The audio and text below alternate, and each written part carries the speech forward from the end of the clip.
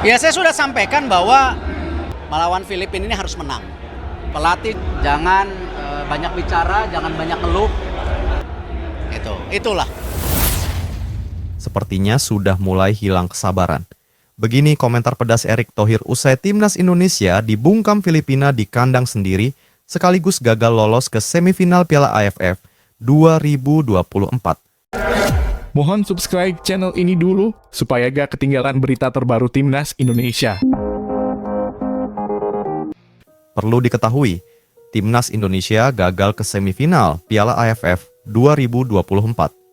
Hasil itu diraih usai anak asuh Shin Tae-yong tersebut kalah dari Filipina. Dalam laga terakhir grup B Piala AFF 2024, Indonesia melawan Filipina di Stadion Manahan, Solo, Sabtu, 21 Desember 2024. Tim Merah Putih kalah 1-0 dari The Azkals. Hasil itu membuat Indonesia cuma mengumpulkan 4 poin dari 4 laga di grup B, dengan rincian sekali-kali menang, sekali imbang, dan 2 kali kalah. Anak asuh Shin Tae-yong berada di posisi ketiga di bawah Vietnam, 10 poin, dan Filipina, 6 poin. Di saat bersamaan, Vietnam pesta gol melawan Myanmar. The Golden Star Warriors menang 5-0 dan memantapkan posisinya sebagai juara grup B. Sementara itu, Ketua Umum PSSI Erick Thohir sangat menyayangkan kekalahan timnas Indonesia atas Filipina sehingga gagal lolos ke semifinal Piala AFF 2024. Melihat hasil pertandingan lain, Vietnam versus Myanmar yang berakhir dengan kemenangan telak Vietnam, seharusnya kita bisa bermain seri dan kita lolos, ujar Erick Thohir. Saya pikir, di laga terakhir melawan Filipina akan maksimal dan raih poin penuh. Tapi ini malah sebaliknya, imbuh Erick Thohir. Erick Thohir juga memberikan penjelasan terkait pernyataannya. Ia menegaskan bahwa dirinya tidak pernah menyatakan timnas Indonesia tidak memiliki target di Piala AFF 2024. Tentu targetnya sama, kita ingin juara. Walaupun kemarin ada yang nanya, "Pak, kan waktu itu bilang tidak ada target." "Oh, saya tidak pernah bilang begitu," jelas Erick Thohir. Sementara itu, pemain naturalisasi timnas Indonesia, Jai Itzes, turut menanggapi kegagalan timnas Indonesia tersebut. Jai Itzes mengatakan, sebaiknya timnas Indonesia nggak usah ikut turnamen Piala AFF jika tidak bisa memainkan skuad terbaik, karena itu bisa merugikan dan merusak mental pemain. Kalau tidak bisa membawa skuad terbaik, sebaiknya nggak ikut. Ini sepertinya nggak serius, mending nggak usah ikut berpartisipasi, ujar Jai Itzes. Selain Jai Itzes, media Vietnam juga menilai timnas Indonesia tidak serius mengikuti Piala AFF 2024 karena 2 faktor. Faktor pertama, karena memilih Stadion Manahan sebagai kandang yang memiliki kapasitas sekitar 20.000 ketimbang Gelora Bung Karno. Keputusan ini ternyata dikritisi oleh media Vietnam, Doc Nhan, yang menyebut bahwa timnas Indonesia anggap remeh Piala AFF 2024. Indonesia tak hanya menggunakan skuad sekunder dengan pemanggilan 23 nama yang belum pernah bermain di timnas, mereka juga menunjukkan ketidakpedulian terhadap Piala ASEAN 2024 dengan tidak menggunakan lapangan sepak bola terluas untuk ajang tersebut, tulis Doc Nhan. Media tersebut juga menganggap bahwa timnas Indonesia angkuh karena tidak serius mengikuti Piala AFF 2024 meski belum pernah keluar sebagai juara. Nampaknya, setelah hasil impresif di kualifikasi Piala Dunia 2026, sikap Indonesia menyambut Piala ASEAN 2024 cukup berbeda dengan sebelumnya meski belum pernah menjuarai turnamen ini.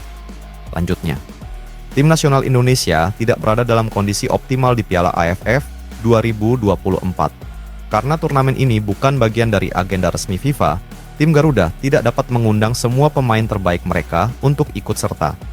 Akibatnya, pelatih timnas Indonesia, Shin Tae-yong, harus memanggil pemain-pemain muda untuk berlaga di Piala AFF 2024. Hanya Asnawi Mangkualam yang berusia 25 tahun yang lain termasuk dalam kelompok usia 22 tahun. Apa yang ditanam, itulah yang dituai. Inilah kata pepatah yang cocok untuk menggambarkan suasana hati para petinggi sepak bola Malaysia. Setelah PSSI mengonfirmasi bahwa permohonan timnas Malaysia untuk menggelar laga uji coba dengan timnas Indonesia ditolak dengan alasan-alasan yang membuat Malaysia harus menelan rasa malu. Dulu ketika timnas Indonesia mengundang timnas Malaysia untuk bertanding, mereka menolak dengan keras. Berbagai alasan bermunculan, termasuk pandangan bahwa timnas Indonesia tidak layak untuk dijadikan rival bagi mereka.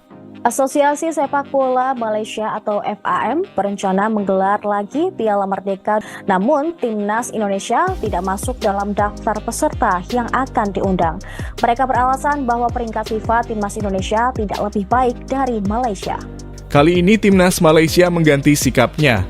Presiden FAM Datuk Hamidin bin Mohd Amin menyatakan kesadarannya akan pentingnya pertandingan ini untuk meningkatkan level permainan Malaysia. Di samping itu, jika Malaysia sanggup mengalahkan Indonesia di pertandingan persahabatan bertajuk FIFA Matchday, maka peluang Malaysia untuk menyalip kembali ranking FIFA Timnas Indonesia kembali terbuka. Indonesia kini bertengger di peringkat 134 dunia per April 2024, 4 tingkat di atas Malaysia. Penurunan peringkat Malaysia tidak lepas dari hasil buruk dalam 2 laga terakhir kualifikasi Piala Dunia 2026, di mana mereka kalah 0-2 dalam 2 pertandingan melawan Oman. Di sisi lain, Indonesia mengalami peningkatan signifikan setelah 2 kemenangan atas Vietnam. Menghadapi fakta ini, publik Malaysia pun meminta FAM untuk mengadakan pertandingan uji coba dengan Indonesia di FIFA Matchday Juni. Mereka juga meminta agar pertandingan antara kedua tim digelar di Stadion Nasional Bukit Jalil, markas Timnas Malaysia. Namun rencana Malaysia tidak berjalan mulus dan Malaysia kini merasakan hal yang sebelumnya dirasakan Indonesia, yakni penolakan. Pak Ketum PSSI Erick Thohir menyebut PSSI ingin pertandingan uji coba timnas Indonesia melawan tim dari Eropa. Pertama Portugal, Brasil. Oh ya, saya sudah kontak kepada Portugal, Jerman, Belanda kemarin juga respon. Nah, ini kita lagi nyusun jadwalnya. Untuk di awal pertengahan tahun kayaknya sulit. Mungkin bisanya di akhir tahun depan. 2024 akhir, setelah kalendernya agak lowong. Dengan demikian, permintaan Malaysia bertanding melawan timnas Indonesia sementara ditolak. Setiap tahun kami di PSSI ingin mengadakan pertandingan uji coba dengan tim kelas dunia, jadi untuk sementara undangan dari Malaysia kita pending dulu, ujarnya. Timnas Portugal menjadi prioritas pertama PSSI untuk pertandingan uji coba timnas Indonesia. Timnas Portugal yang diperkuat oleh pemain kelas dunia dinilai lebih cocok untuk meningkatkan level permainan Rizky Ridho dan kawan-kawan. Penggemar sepak bola Indonesia tentu sangat antusias menyambut laga akbar Indonesia versus Portugal. Sementara itu, naturalisasi pemain keturunan yang sukses dilakukan timnas Indonesia membuat Malaysia cemburu. Publik Malaysia pun meminta FAM untuk mengambil langkah serupa dengan PSSI, yaitu dengan mengambil pemain keturunan. Namun Presiden FAM Datuk Hamidin bin Mohd Amin memberikan komentarnya dengan mengingatkan bahwa Malaysia tidak akan bisa seperti Indonesia mengingat keterbatasan pemain keturunan Malaysia di Eropa. Malaysia kekurangan stok pemain keturunan yang dapat dinaturalisasi seperti Indonesia, katanya. Datuk Hamidin juga mengatakan sudah lama mencari pemain keturunan untuk dinaturalisasi, namun sampai saat ini Malaysia belum mendapatkannya. Selain itu, regulasi negara Malaysia membutuhkan proses yang rumit sehingga menjadi penghambat pemain asing dinaturalisasi.